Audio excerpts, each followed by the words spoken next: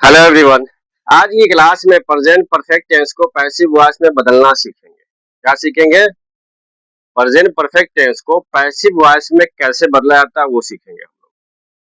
और present perfect tense के passive voice के स्ट्रक्चर क्या होते हैं और इसमें वर्ब के कौन से फॉर्म का यूज करेंगे, ये सब को हम लोग बारी बारी से डिटेल में समझेंगे, जानेंगे। क्योंकि बीएससी बोर्ड क्लास 10th और 12th में हर साल के 5 से 10 नंबर के क्वेश्चन वॉइस से आते हैं, तो इसका जानना बहुत ही जरूरी है। तो आप इस वीडियो में बने रहे कि आपको भी ये मालूम हो सके और आप सीख सके और आपके लिए आसान हो जाए।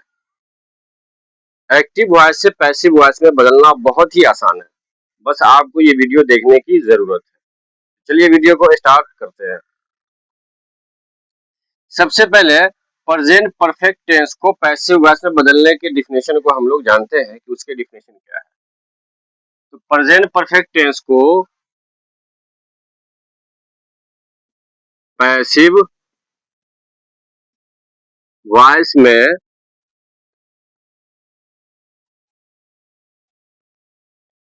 बदलने के लिए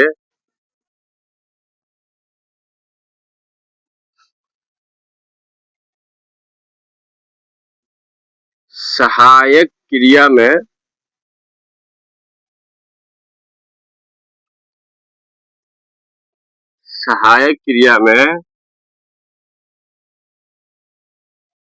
हैव या हैज प्लस बीन लगेगा।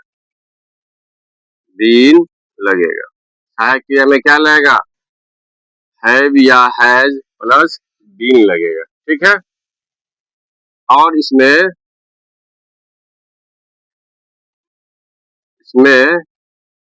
V3 का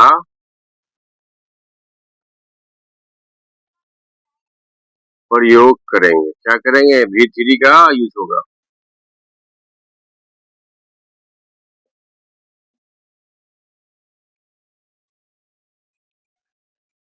और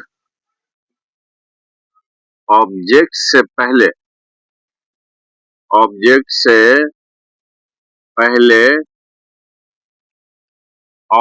पहले बाय लगेगा। क्या लगेगा? ऑब्जेक्ट से पहले। ये इसका डिफिनेशन हो गया। प्रेजेंट परफेक्ट टेंस को पैसिव वॉइस में बदलने के लिए सहायक क्रिया में हैव बीन या हैज बीन लगेगा। वो हैव बीन हैज बीन कहाँ लगेगा? वो सब्जेक्ट के हिसाब से, वो सब्जेक्ट के सिंगुलर नंबर के हिसाब से, प्लूरल नंबर के हिसाब से हैव बीन लगेगा और हैज बीन लगेगा। सिंगुलर नंबर रहेगा तो हैज बीन लगेगा और प्लूरल नंबर होगा तो हैव बीन लगेगा। समझ में आ गया बात? और इसमें भी थ्री का प्रयोग होगा। क्या होगा? भी थ्री का, वर्ब के थर्ड फॉर्म का यूज करेंगे इसमें। ऑब्जेक्ट से पहले बाय लगेगा। ऑब्जेक्ट से पहले बाय लगेगा।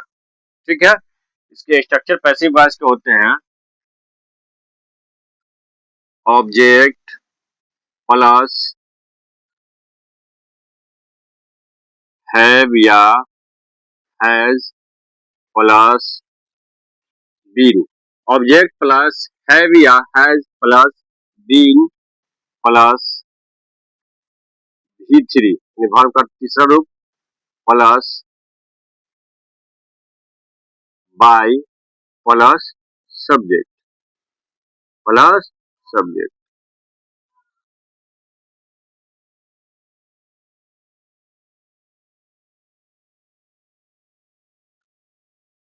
समझ में आ गया बात? ये इसके स्ट्रक्चर होते हैं।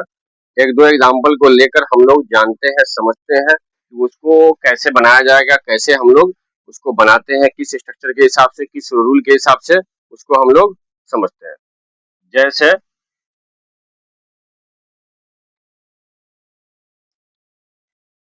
Mohan has eaten a mango। Mohan has eaten a mango यानी मोहन एक आम खा चुका है।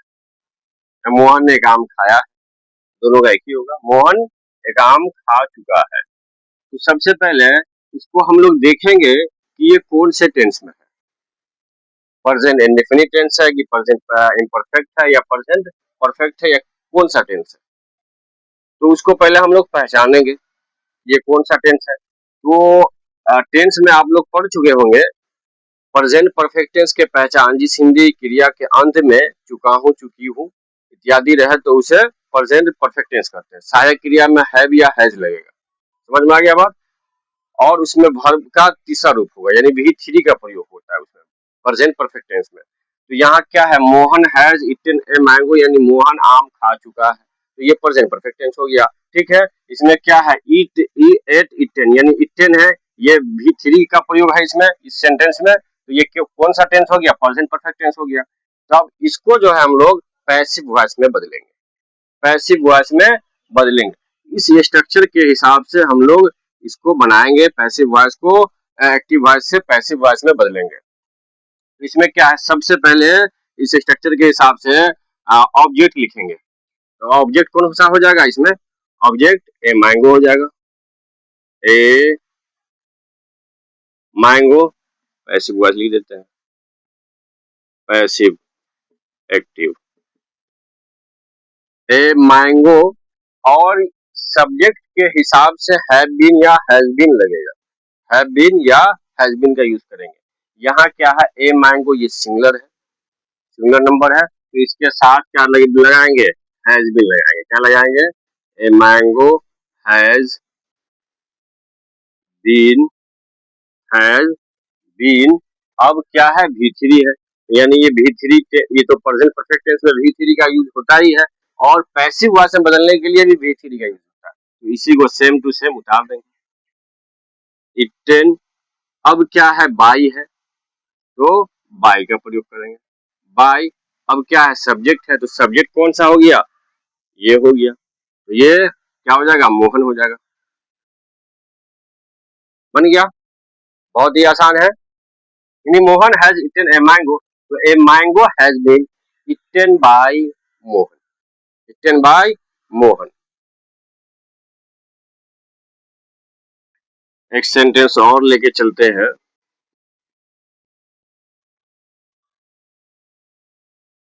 आई हैव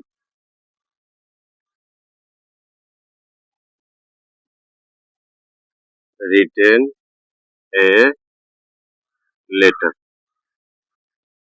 ये कौन सा टेंस हो गया, I have written a letter.